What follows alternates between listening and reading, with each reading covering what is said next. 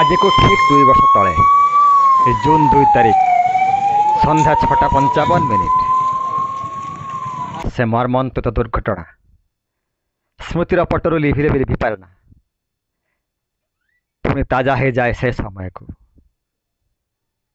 ओह के विभत्स से दृश्य,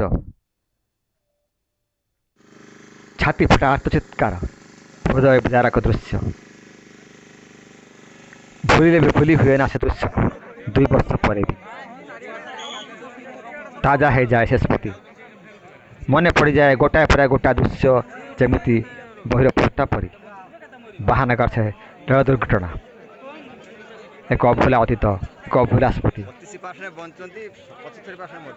से कहानी, से घटना, से राति, से चित्कार आउ से गदा गदा शव एक अविस्मरणीय, जहाँ चाहिए भी कई भूली पारे ना, भूली भी पारिब ना। आज ठीक से ही दिन एबे भी से अशरीरी मानकर आत्मा से ट्रेन लाइन तले चतुर्पार्श्व रातिर अंधकार मध्य गुमुरी गुमुरी कांदुची। जो माने शांति पाई नहांती, जार सत्कार है नहीं, से माने एबे भी सही रातिर अंधकार मध्य गुमुरी गुमुरी कांदती। से भूकपटा चित्कार रक्षा कर से अंधार मध्य लीन हो जाए। कूढ़ कूढ़ शव, खंड विखंडित शरीर, से दृश्य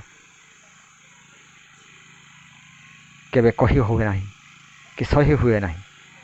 जेते कहले भी, जेते बुझाइले भी आहरी कम पड़ जाए। केवल प्रत्यक्षदर्शी ही बुझीपार से मर्मंतुत समयर कहानी।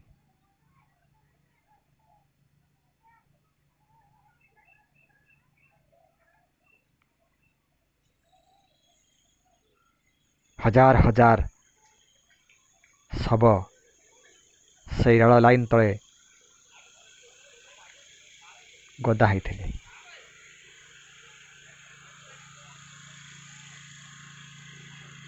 अभाव पड़ जाइथिला बहिया पाए लोक, अभाव पड़ जाइथिला ढांकिबा पाए कपड़ा।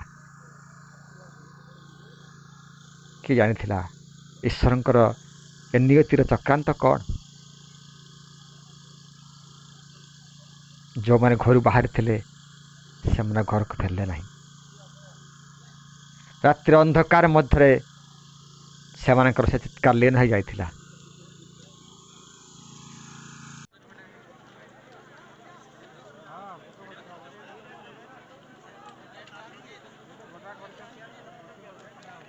छाती फाटी जाए बापर से कथा सुन। हाँ बेबी बाप लेबेनी मु परा बाप पुओ से।